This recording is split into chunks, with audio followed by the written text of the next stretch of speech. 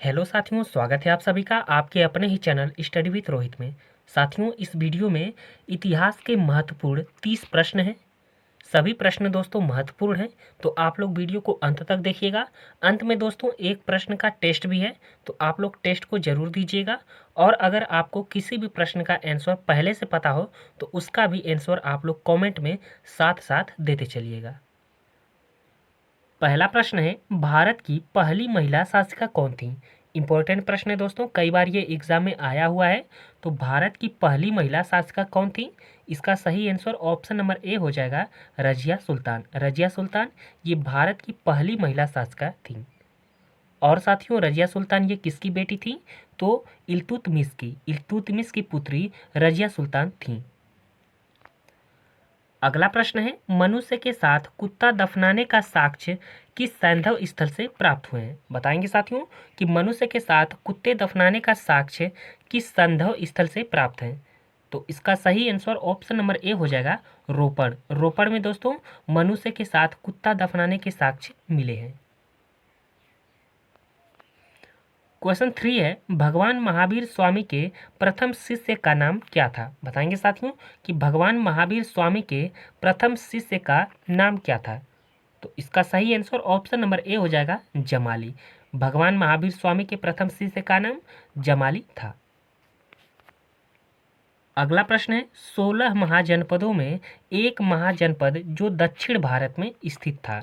बताएंगे साथियों कि 16 महाजनपदों में एकमात्र महाजनपद कौन था जो दक्षिण भारत में स्थित था। तो इसका सही आंसर ऑप्शन नंबर डी हो जाएगा, असमक। असमक ये एकमात्र महाजनपद है जो दक्षिण भारत में स्थित था। अगला प्रश्न है, इंडिका नामक पुस्तक के लेखक कौन है? बताएंगे दोस्तों, इंपॉर्टेंट प्रश्न है। तो इंडिका नामक पुस्तक के लेखक कौन है? ऑप्शन नंबर ए वाला, मेगास्थनीज। मेगास्थनीज इंडिका नामक पुस्तक के लेखक है। अगला है, चंद्रगुप्त मौर्य के शासन काल में सुदर्शन झील का निर्माण किसने करवाया था? बताएंगे साथियों, चंद्रगुप्त मौर्य के शासन काल में सुदर्शन झील का निर्माण किसने करवाया था? तो इसका सही आंसर ऑप्शन नंबर बी हो जाएगा, पुष्यगुप्त ने। पुष्यगुप्त ने चंद्रगुप्त मौर्य के शासन काल में सुदर्शन झील का निर्माण करवाया था।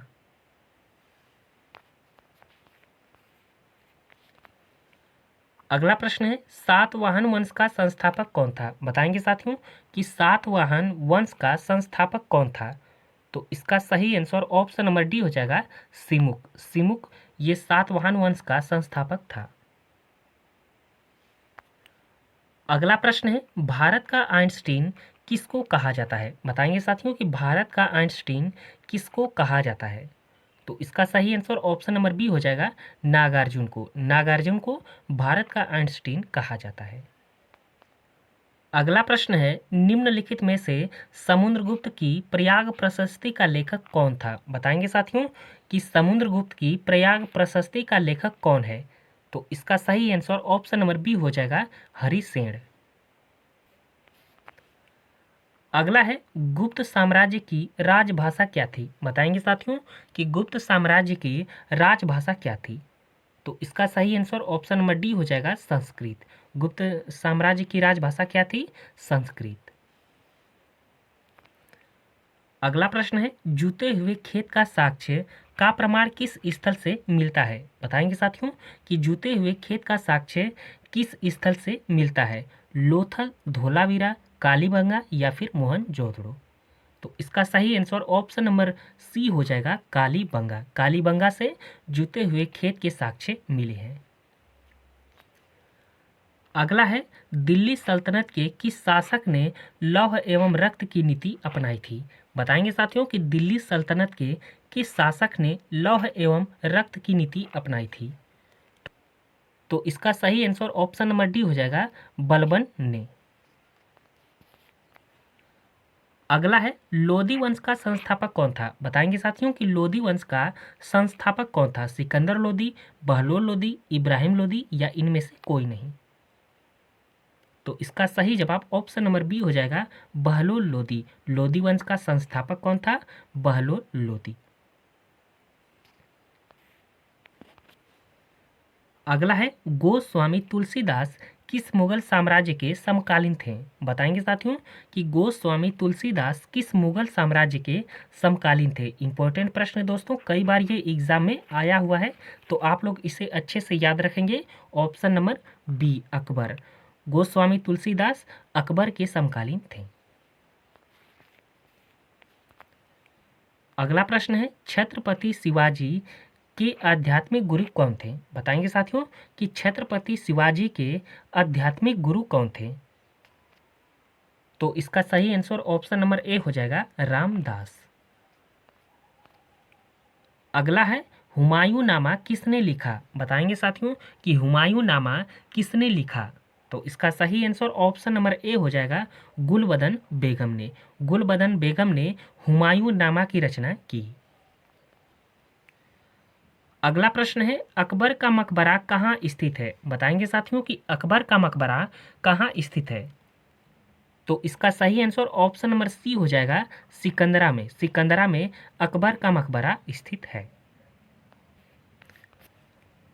अगला है शाहजहां द्वारा निर्मित मोती मस्जिद कहाँ स्थित है? बताएंगे साथियों कि शाहजहां द्वारा निर्मित मोती मस्जिद कहाँ पर स्थित है? तो इसका सही आंसर ऑप्शन नंबर बी हो जाएगा आगरा में। आगरा में मोती मस्जिद स्थित है जिसे शाहजहां ने बनवाया था। अगला प्रश्न है भारत में सर्वप्रथम चांदी का रुपया चलाने वाला शासक कौन था? बताएंगे साथियों कि भारत में सर्वप्रथम चांदी का रुपया चलाने वाला शासक कौन था? तो इसका सही आंसर ऑप्शन नंबर ए हो जाएगा शेरशाह सूरी। शेरशाह सूरी ये भारत में सर्वप्रथम चांदी का रुपया चलाने वाला शासक था। अगला है आईने ए अकबरी का लेखक कौन था? बताएंगे साथियों कि आईने ए अकबरी का लेखक कौन था? तो इसका सही आंसर ऑप्शन नंबर बी हो जाएगा अबुल फजल। अगला प्रश्न है पानीपत का द्वितीय युद्ध कब हुआ था? इंपॉर्टेंट प्रश्न है दोस्तों, कई बार ये प्रश्न एग्जाम में आया हुआ है।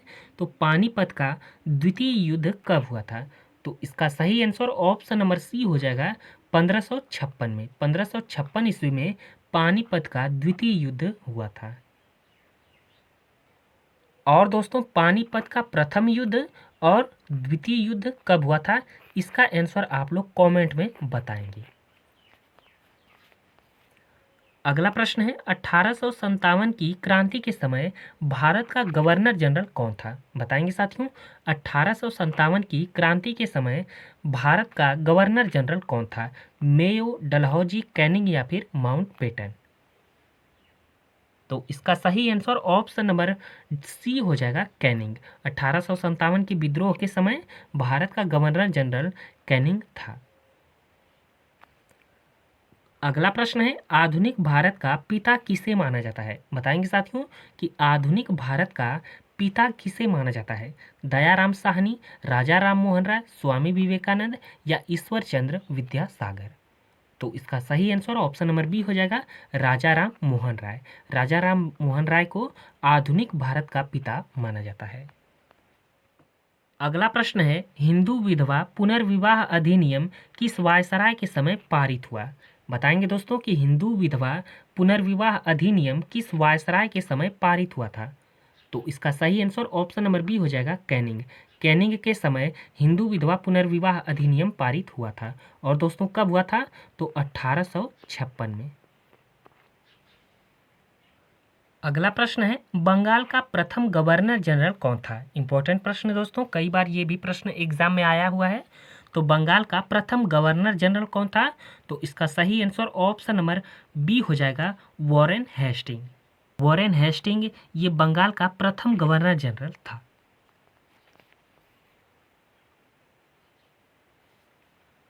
अगला है द ग्रेट रिबेलियन किसकी पुस्तक है? बताएंगे साथियों कि द ग्रेट रिबेलियन किसकी पुस्तक है? तो इसका right answer option number B हो जाएगा अशोक मेहता। अशोक मेहता की द ग्रेट रिबेलियन पुस्तक है।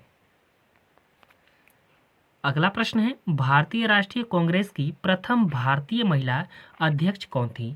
बताएंगे दोस्तों, वेरी वेरी इंपॉर्टेंट प्रश्न है दोस्तों, ये प्रश्न कई बार एग्जाम में आया हुआ है।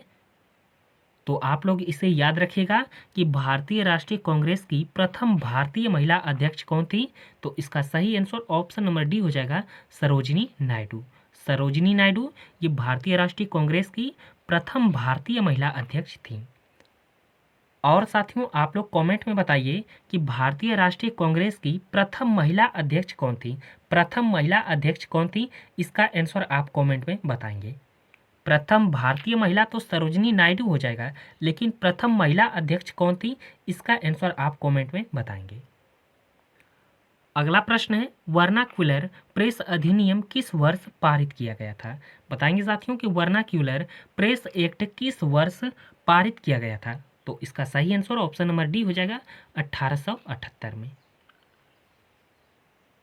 अगला है, और ये आज का अंतिम प्रश्न है कि भारतीय राष्ट्रीय कांग्रेस का प्रथम अध्यक्ष कौन था। बताएंगे साथियों कि भारतीय राष्ट्रीय कांग्रेस का प्रथम अध्यक्ष कौन था। व्योमेश चंद्र बनर्जी, सुरेंद्र नाथ बनर्जी, दादा भाई नौरोजी या फिर गोपाल कृष्ण गोखले। तो इसका सही जवाब ऑप्शन नंबर ए हो जाएगा, व्योमेश चंद्र बनर्जी। व्योमेश चंद्र बनर्जी ये भारतीय राष्ट्रीय कांग्रेस का प्रथम अध्यक्ष थे। और साथियों भारतीय राष्ट्रीय कांग्रेस की स्थापना कब हुई थी। तो 1885 में। 1885 में भारतीय राष्ट्रीय कांग्रेस की स्थापना हुई थी। और दोस्तों इसके संस्थापक कौन थे। तो ए.ओ. ह्यूम। ए.ओ. ह्यूम ये भारतीय राष्ट्रीय कांग्रेस के संस्थापक थे। अगला प्रश्न है, ये प्रश्न दोस्तों आप लोगों के लिए होमवर्क है। इसका आंसर आपको कमेंट में बताना है कि स्वतंत्र भारत के प्रथम गवर्नर जनरल कौन थे। माउंटबेटन, राजगोपालाचारी, राजेंद्र प्रसाद या फिर लिनलिथ गो। इसका आंसर आप कमेंट बॉक्स में बताइए। तो दोस्तों आज के लिए इतना ही। उम्मीद करता हूँ कि वीडियो अच्छी लगी होगी। अगर दोस्तों आपको वीडियो अच्छी लगी हो, क्वेश्चंस अच्छे लगे हों तो वीडियो को लाइक करिए। और अगर आप चैनल पर नए हो तो हमसे जुड़ने के लिए चैनल को भी सब्सक्राइब करें। Thank you very much.